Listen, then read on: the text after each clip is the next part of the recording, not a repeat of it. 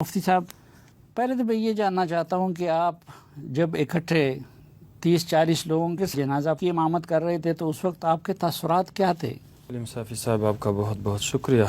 قیامت سے پہلے ہم نے قیامت صغریٰ دیکھی، اور پہلے دن جب میں بشونی گاؤں سے رات دیر مجھے وہاں کے بزرگوں نے رخصت کیا تو میں 51واں جنازہ وہاں کے جنازگاہ میں پڑھا کے رخصت ہوا۔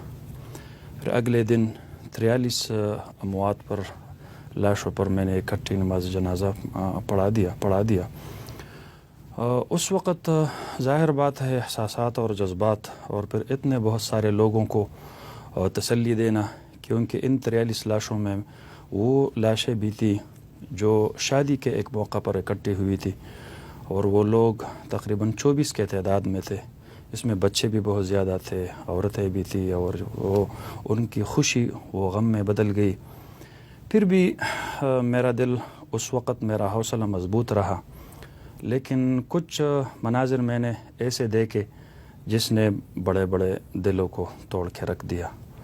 اسی دن جنازے پڑھانے اور لاشوں کو دفنانے کے بعد جب ہم نکلے تاکہ اور جو پیارے لاپتہ تھے ان کو ہم ڈھونڈ سکے، ایک ندی کے کنارے پہ 200-250 اپنے رضاکاروں کو ساتھ لے کے جا رہا تھا، تو ایک چھوٹا بچہ وہاں پر گھوم پھر رہا تھا۔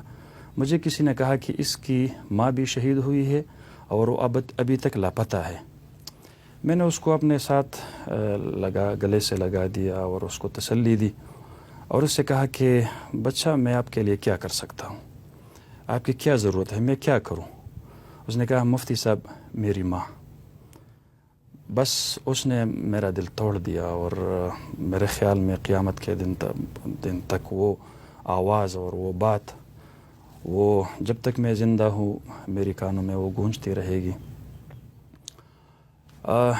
بہت سارے لوگ ایسے تھے جن کے پیاروں کو، جن کے بچے کو پھول کی طرح بچوں کو میں درختوں سے لٹکتے ہوئے میں نے دیکھا ہے، ملبوں سے اٹھایا ہے، اور جو حالات اور جو مناظر ہم نے وہاں پر دیکھے ہیں، بچے اپنے ماؤں کو ڈھونڈ رہے تھے، مائیں اپنے بچوں کو ڈھونڈ رہی تھی، ہر طرف سے ایک طرف سے آواز آتی تھی، ادھر پانی کے اوپر لاش تیر رہا ہے، ادھر سے آواز آتی تھی، ادھر ایک عورت نظر آ گئی، نگاہیں نیچے رکھو، کیونکہ کپڑے وغیرہ تو سیلابی پانی نے پھاڑ دیے تھے۔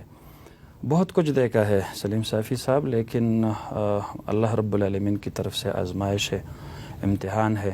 اب بھی ہمارے 12 لاشیں لاپتہ ہے، اللہ کرے مل جائے، لیکن ہم نے ان کے خاندانوں کو یہ تسلی دی ہے کہ بس وہ جہاں پر بھی ہے وہی رہے، کہ ان کی لاشیں اب گل سڑ گئی ہوگی، وہ اٹھانے کی بھی قابل نہیں ہوگی، اور آپ اپنا تعزیت اور اپنا فاتحہ خوانی شروع کریں۔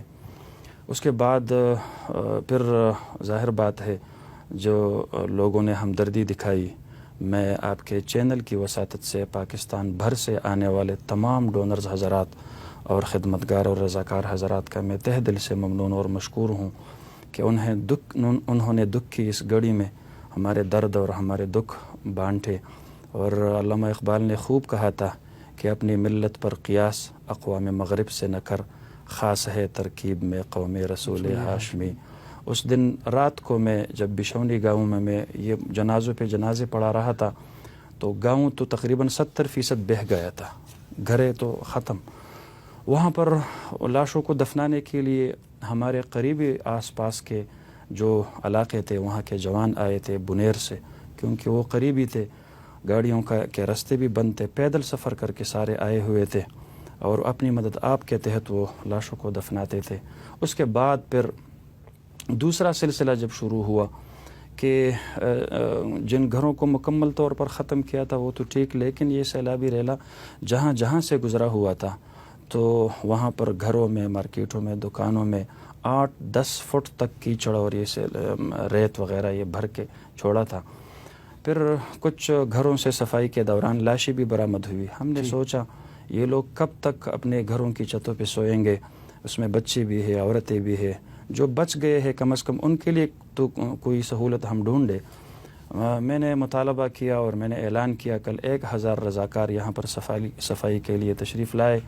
میں آپ کے چینل کی وساطت سے وفاق المدارس العربیہ پاکستان کے صدر حضرت مولانا مفتی محمد تقی عثمانی صاحب اور جنرل سیکرٹری حضرت مولانا قاری حنیف جالندری صاحب کا شکریہ ادا کرتا ہوں کہ انہوں نے آس پاس کے تمام اضلاع کو ہدایت جاری کی کہ وہاں کے دینی مدارس کے طلباء فوراً پہنچ جائے. 1000 کی بجائے پہلے دن ہمارے ہاں تقریباً 4000 رضاکار وہ آ گئے. ان کے پاس اپنا بلچی اور اپنا کدال اور ہاتھ گاڑی اور یہ سب کچھ چیزیں تھی. ہم نے وہاں پر صفائی شروع کی اور میں داد دیتا ہوں اپنے ان رضاکار اور طلباء کرام اور علماء کرام کو کہ انہوں نے امانت کی ایسی مثال قائم کی کہ 15-20 تولہ سونا بھی ان کے ہاتھ آ گیا. دینی مدرسے کا طالب العلم تھا, اس نے وہ گھر کے مالک کے حوالہ کیا. گھر کے مالک نے اس کو 10,000 روپے انعام میں دیے. وہ بچہ میرے کیمپ میں آ کر وہ 10,000 روپے بھی اس نے سیلاب زدگان کی مدد کے لیے مجھے حوالہ کیے.